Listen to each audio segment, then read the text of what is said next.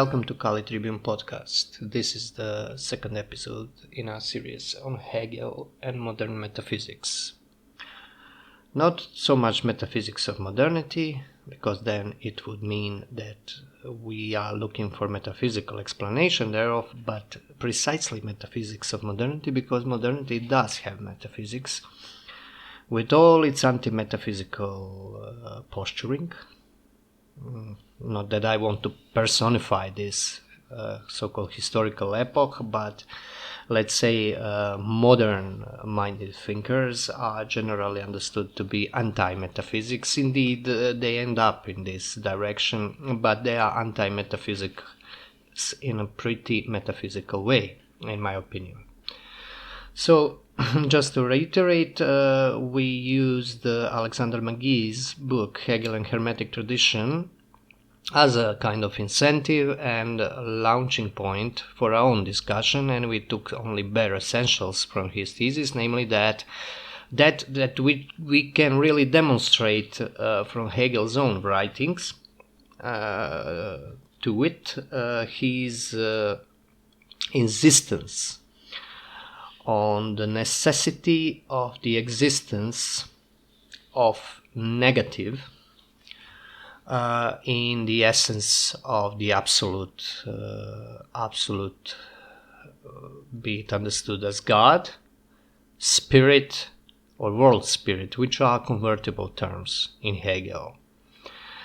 This is, in my opinion, the main point, the crux of Hegel's philosophy, but also the crux of much of what comes after Hegel, the thinkers and writers and artists and political ideas that at first sight don't seem to be influenced by him. I don't mean by this that Hegel directly influenced somebody, but that they are acting in the same spirit, where even the absolute rejection of Hegelian ideas is in fact always moving in the medium of these ideas. The premier example of this, I will just make a note here for further thinking about it, is Søren Kierkegaard, whose philosophy and a lot of his writings are in fact debate with Hegel's categories. He was not a contemporary of Hegel, but a younger contemporary of Hegel. He was attending, for instance, Schelling's lectures, when Schelling was in fact tasked by government to counter what was called Hegelian panlogism or Hegelian idealism, to counter the revolutionary potential that they awoke in student population of that time.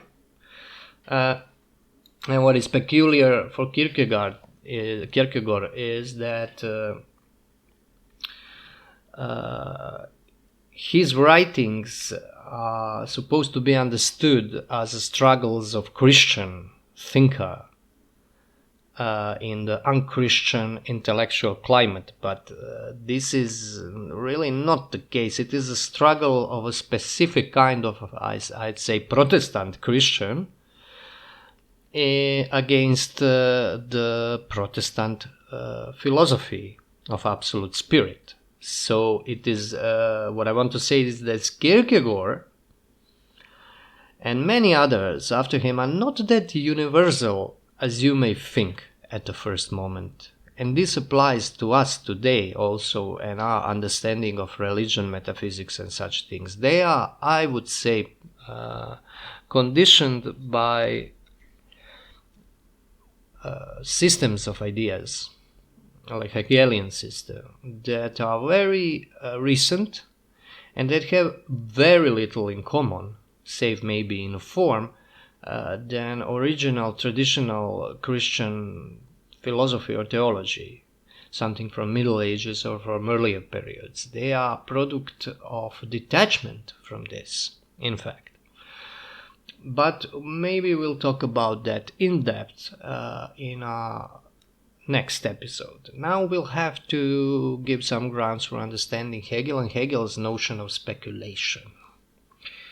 That is to say, Hegel's notion of knowledge, because the whole Hegel's philosophy is an attempt to reach absolute knowledge. And we have to understand what this means. Because absolute knowledge for Hegel doesn't mean the absolute ability made actualized of counting every grain in of the sand in the universe, or knowing all the instances of applying laws of mechanics to events and phenomena occurring in the universe. This was not something he was into, to use a somewhat contemporary term. What he was seeking is the knowledge of God. Because, and I'll paraphrase him from his Encyclopedia of Philosophical Sciences, God is truth, and the only real knowledge is knowledge of truth and the knowledge of God. And the knowledge that God is, and now I'm quoting, the whole truth. This is the essence of Hegel. And he's very explicit about it. If nothing, whatever you can say of Hegel, you cannot say that he is not clear about his intentions. So what he's not so clear about are his influences. Something that Eric Voegelin noted. And the climate in which he, let's say, medium in which his thinking moves. And this is the most important thing in every thinker, because those are unspoken assumptions. And from them you really can understand him, because you understand the causes of why he thinks like he thinks. But in Hegel, the problem is that absolute knowledge should be knowledge that has no presupposition. Hypotheton, as Plato would call it.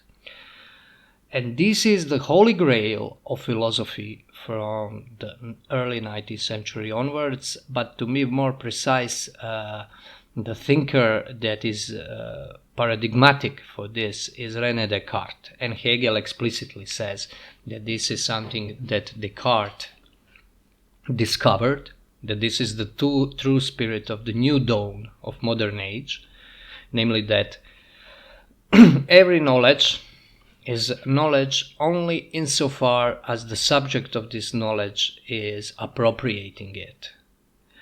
And if this is so, then this means that the basis of this knowledge, the cause and the purpose of this knowledge must be without presumptions. That is, that its origin must be somewhere inside the subject itself.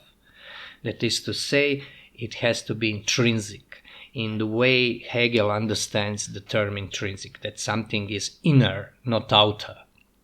If it weren't so, if it were extrinsic, this would mean that knowledge is just picking up of the accidental qualities of things, categorical determinations that can only be understood as accidents.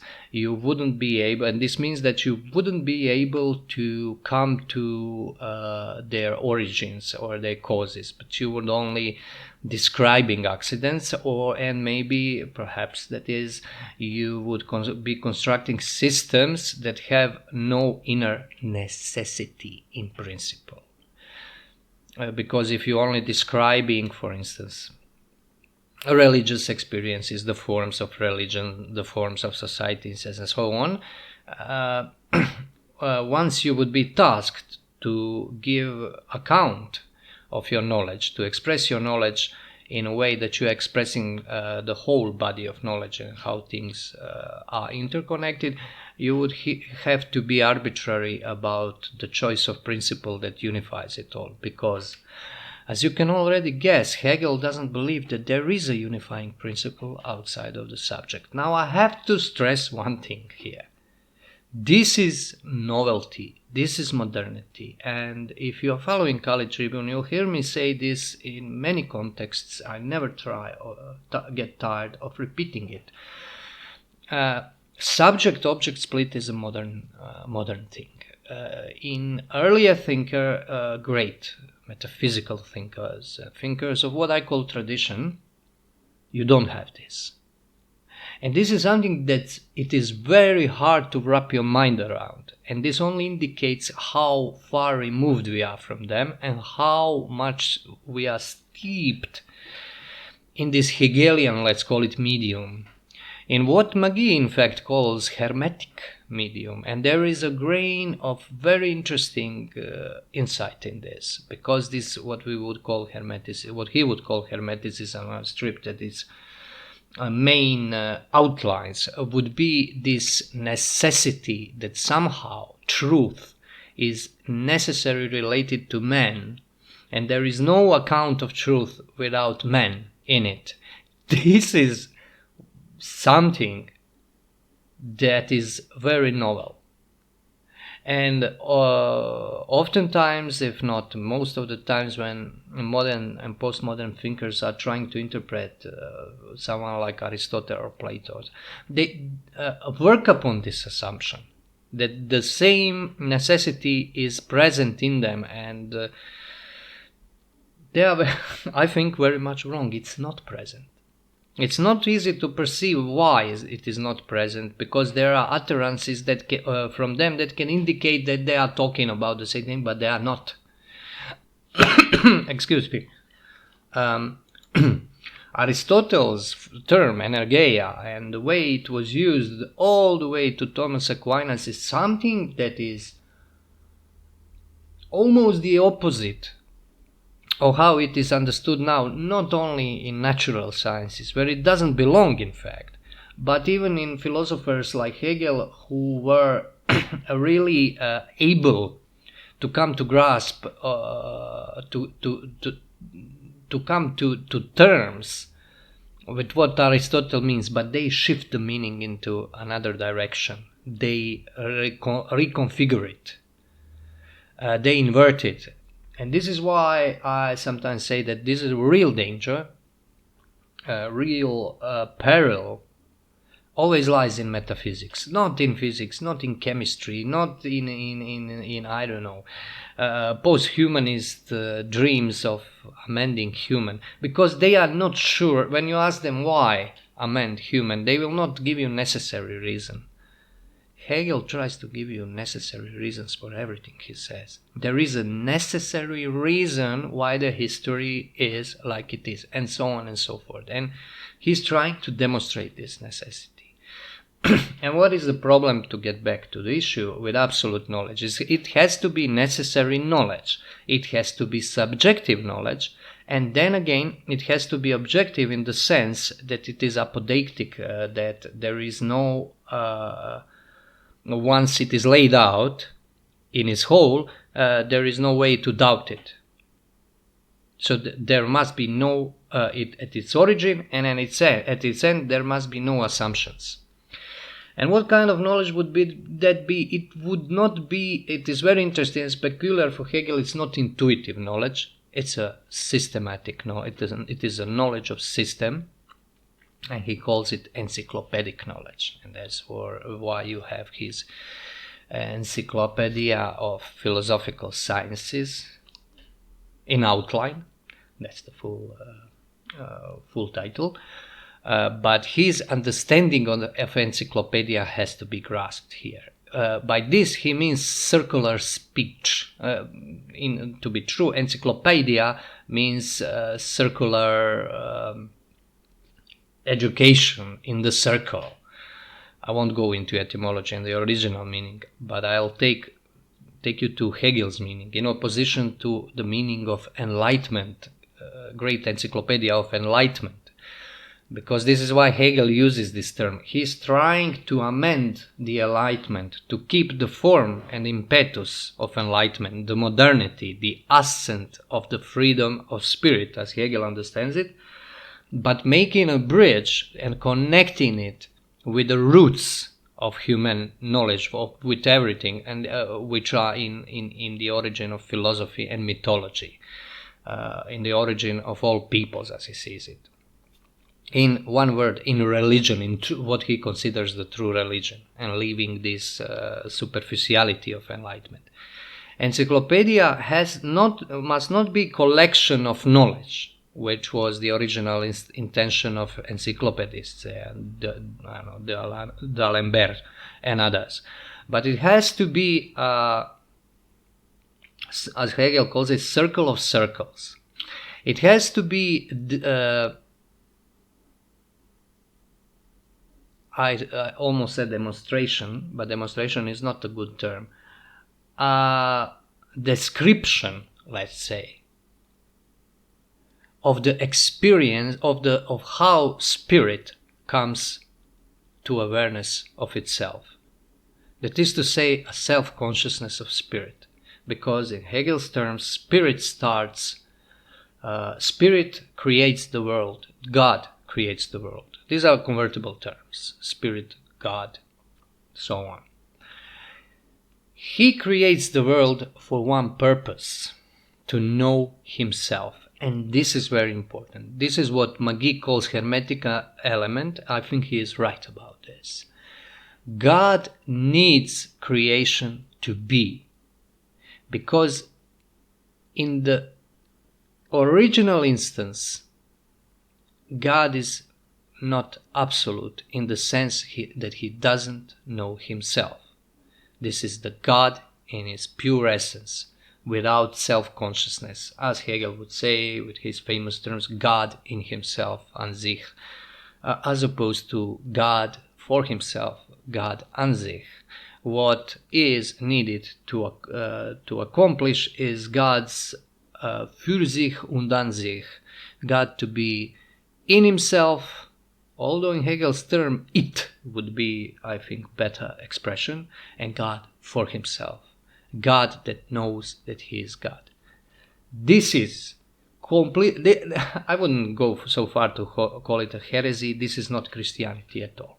Let's be clear about this from the beginning. It is a very sad situation that when you read Hegel, you see his ability, intuitive ability to grasp the essential, both in philosophy and in religion. I don't have time here to go into full long digressions about it, but just to note that he has this, he even has a piety in himself. I guess being Protestant pietist, it comes with the territory. I don't know. I'm not very well acquainted with this mentality. But what he does with his philosophy is completely unchristian. It cannot be. It attacks the main tenets of Christianity. I give you just one example. This is when he at the end of the Encyclopedia of Philosophical Sciences, in outline, when he talks about this wisdom of spirit, because absolute knowledge is God's knowledge of himself that comes to pass through mind, because man has something higher than himself in himself that is, mind you, uncreated, if we would be talking in Christian terms. And Hegel doesn't do that.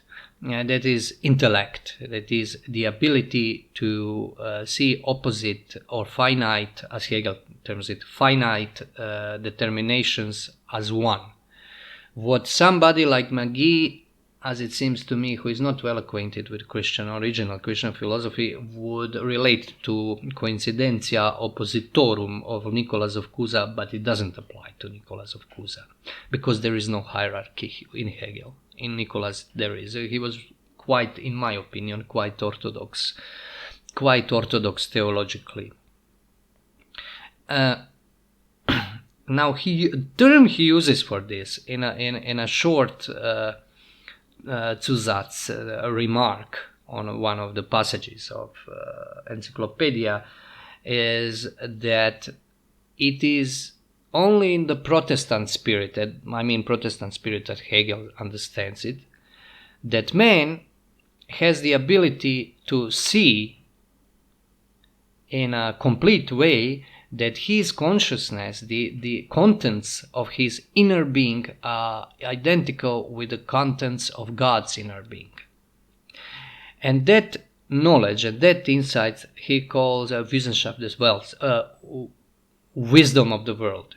Now, this is, I won't go too far into this, but I have to note, this is what St. Paul puts forward in contrast to Christian wisdom. And by this, St. Paul had in mind a certain kind of philosophy that was, let's say, prevalent in the Mediterranean Middle East at that time. Like, he doesn't specify which one, because there were different philosophy, but this the motive being probably that this is the wisdom that man thinks that he can acquire by himself. So this really shows you, that indicates rather that Hegel's thinking is moving not in heresy or it's apostasis from Christianity. It's kind of like dissolution of Christianity. And now let us return a bit to Jacob Boehme. Now, why is this important? Jacob Boehme is a subject in himself. I cannot go too much in depth because that would require study of Jacob Boehme, in-depth study and close reading of Jacob Boehme, a torturous procedure that would be. But some essentials are very important to understand where this comes from. And Maggie's accomplishment is that he pointed this out, although he does point out the obvious. If you read encyclopedia of Hegel's encyclopedia, there are free forwards to free editions. And in them, Hegel gives some remarks on intellectual debates of his age, and people seem to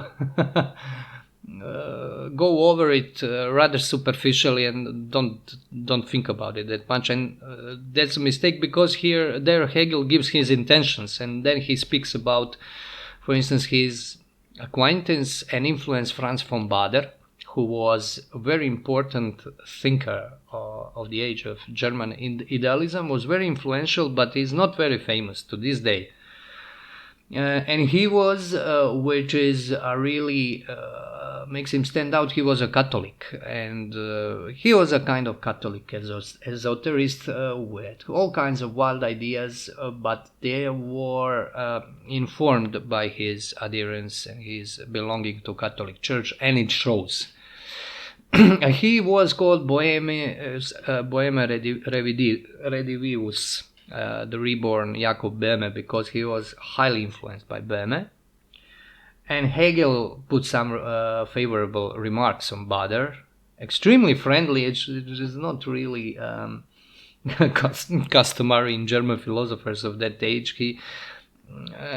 Hegel remarks that with all differences he and Baader could have, that they could reconcile them very easily. He praises Baader. Now, knowing what Baader's ideas was, I would say this is wishful thinking on Hegel's behalf, but it's interesting that he felt that he needed somehow to reconcile with this man who was not as successful as him in academic sense. The thing is that Hegel in this context talks about Boehme and Baader's reviving of Boehme's theosophy. This means that it meant a lot to Hegel, and Hegel really takes, to make an illustration of what absolute knowledge is, he puts Boehme forward as a prototype of somebody who was on the right track. Now, most of the time when you are reading about Hegel, you won't see Boehme mentioned. It would be Enlightenment, it would be Kant, it would be Spinoza, maybe Goethe, I don't know, but Boehme, no. However, Hegel considers him the father of German philosophy, and absolute knowledge, mind you, is German knowledge. It's very localized, you see, because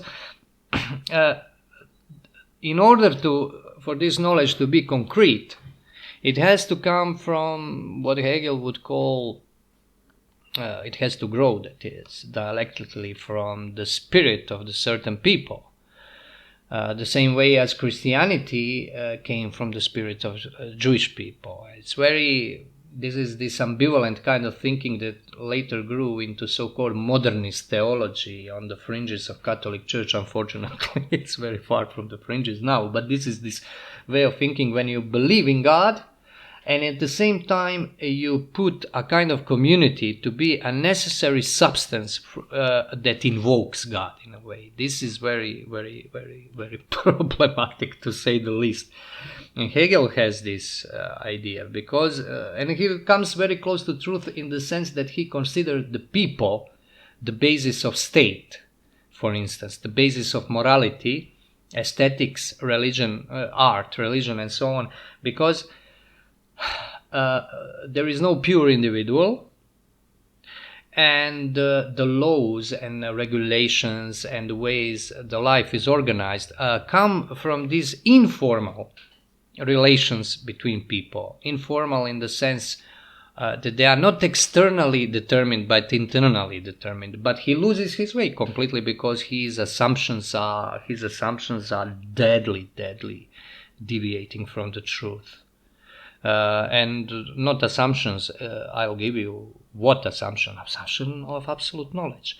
He wants, as he says in the Phenomenologie des Geists, he wants philosophia to become Sophia. He wants the gnosis of the essence of God.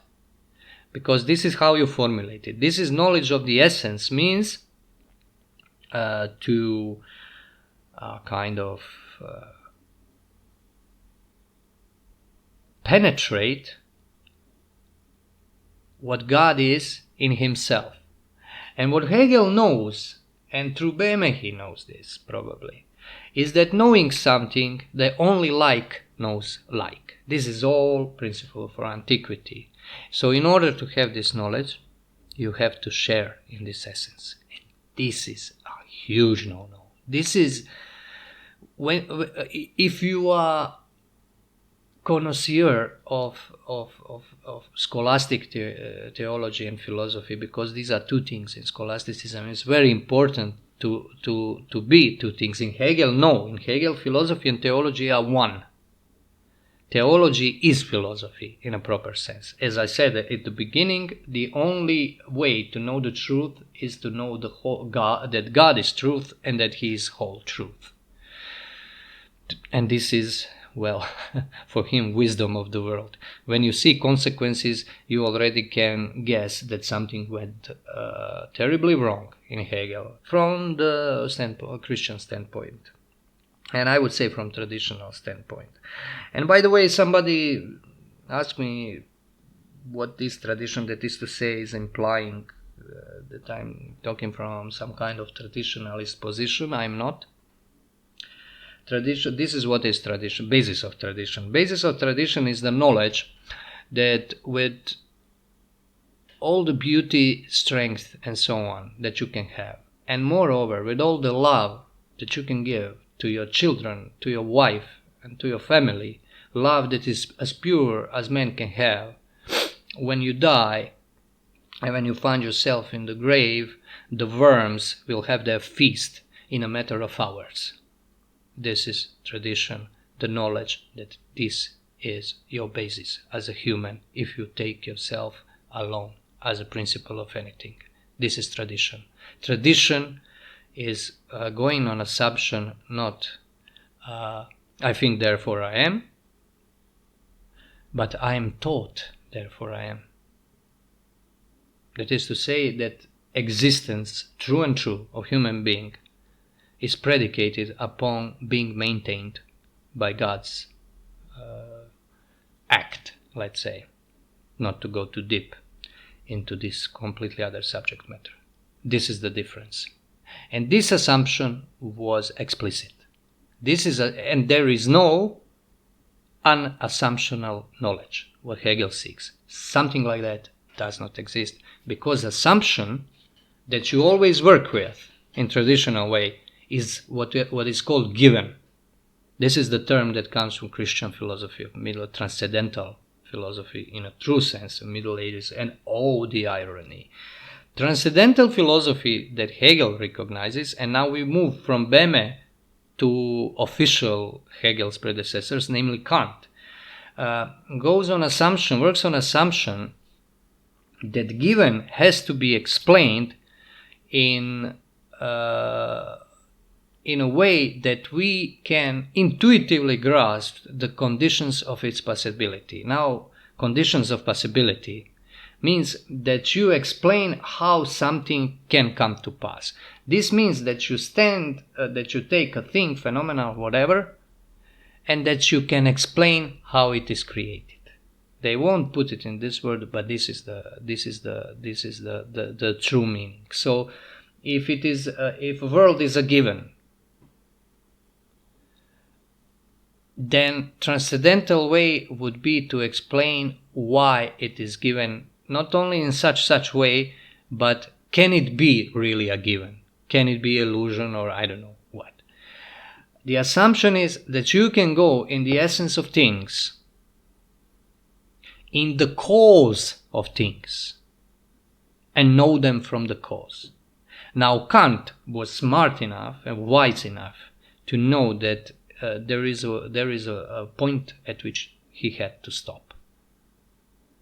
So he rejected metaphysics because he took it that metaphysics cannot do this. Metaphysics, as he understood it, and this is modern metaphysics because he didn't understand metaphysics as it was before modern age. He is one of the fathers of modern metaphysics, but he put it on agnostic principle that it has to stop, that science, metaphysics as science in the modern sense cannot exist. And Hegel and his roommates, Schelling, Hölderlin was a poet, but the predecessor Fichte, or later thinkers, they believed that it can be science. And what Hegel did was to combine this modern metaphysics, modern scientific metaphysics, as Kant proposed it should be, it has to be, the science that dissolves given into essence for which it is given, that you can know the giver.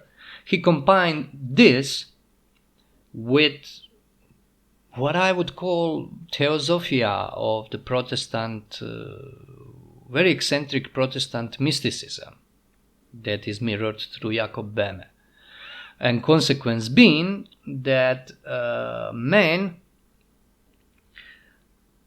that given can be dissolved as a given through man, and be understood that it is being given through man, that all the objects of experience and knowledge are coming to pass from the subject, from consciousness, and that this subject has a finite expression that is finite man. Although in final instance this finite man and his history is consummated into absolute spirit, the spirit of the world. Because what does this mean? This means that for transcendental philosophy, given is not the thing, given is phenomena, because everything that is something that appears to subject. It's philosophy that fell into this subject-object relation, was dropped into it, and cannot get out of it. It's trying to get out, and only entangling itself more and more. But this is what happens. Kant said that given is the subjective given in the transcendental sense, that consciousness gives this world a form, that is to say time and space and categorical determination of things. Something that was before him understood, I would say correctly, something that is in no way subjective. Well then, Hegel wants to show how to dissolve this, to come to the essence, to not know phenomena, to not know illusions, because phenomena in the end are congenial with illusions. In German language it demonstrates this very well, but we won't go into this. Because Hegel does some word plays that really give you a taste of what he thinks, especially when he talks about art, when he talks about the truth as shine, of idea shine is in German, it's both indicates to appearing and to seeming. So truth as illusion, a truth in the sensual, in the medium that is present to senses. So it's not absolute truth. That is to say, it is a sensual appearance of absolute truth, whereas Hegel is going for absolute truth in intellect. That is to say, truth in for itself, spiritual truth. Well, phenomena has to go. This is the problem. And how to solve this? Very, very easy. Hegel's logic, Hegel's metaphysical logic, that is to say, description of God as he was before creation. And I have one video on this, so I won't repeat myself on Hegel's logic. I read some passages from it. This logic of Hegel demonstrates, let's say, that phenomena and essence are in the last instance identical. And this is very important, because this means that nothing is lie. This is, in fact, the basis not of philosophy but of sophistry. But let's leave that aside, just like a side note. What is everything that is. What appears. But we have to, in Hegel's terms, endure all the gradual appearances of truth until everything is revealed.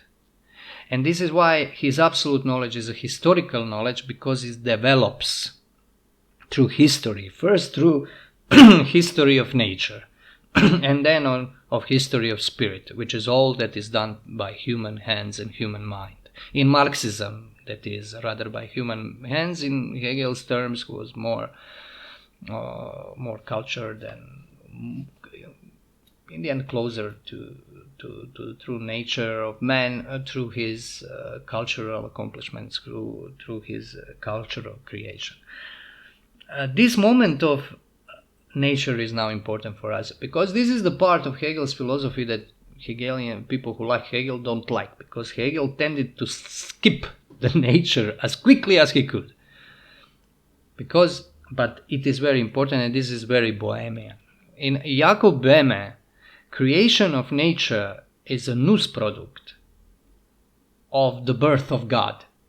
Because in Boehme, to put things in quite simplified manner, for sake of brevity, God is being born in eternity. It's not a temporal process. It's a dynamic, let's say, that is eternal. And this birth of God has phases. From nothing, God is born from nothing, of course, from Ungrund, the abyss, or that which has no ground, interestingly enough, because this is how the German philosophical terminology was created. Ungrund also means unreason, because Grund is both foundation and reason. In a technical terms, even in philosophy, the sufficient reason. Satz von Grund, as Heidegger would call it. From this comes this abyss has a striving in itself, striving to be. And in Hegel's logic, this is given not in these sensual, mythological terms that you can almost taste or feel or see, but in abstract terms, because Hegel wanted to update Boehme to give him a modern form of knowledge. This is being and nothing, because the first instance of logic in Hegel is pure being. And pure being, for Hegel, is a pure nothing, because there is no determination, and it craves determination, because being is being determined in a true sense, and it gives birth to werden, to coming to pass. And this being in Hegel is a pure I. It's a pure ego. It's a principle of transcendental philosophy. Because the only thing that can be said that purely exists for itself, that is to say, in itself, is consciousness of is I, the reference point of everything, because subject is the reference point of everything. This is the philosophy of absolute ego. And his attempt to mirror itself at various stages, because in itself, he or it is empty of any meaningful or determined content. And this is inversion of the classical understanding of being as pure energia, or expression of pure energia, because if you call it ens, this is, in scholastics, this is not pure energia, this is what is caused by pure energia and what can be known as such. But esse, this is act of being, this is being in a primary sense of any being in the world.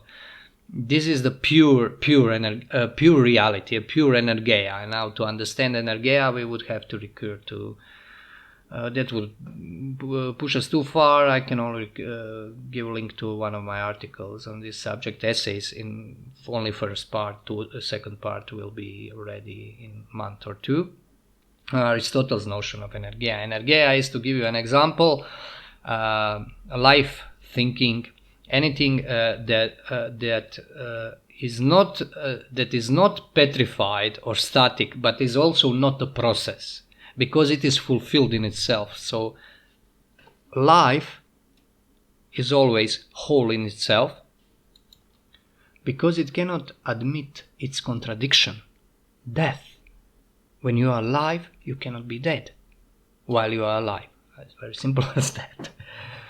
And this is expression of pure simplicity, but simplicity understood as something active. This is very hard to wrap your mind around, but it is very natural, in fact. Hegel inverts this.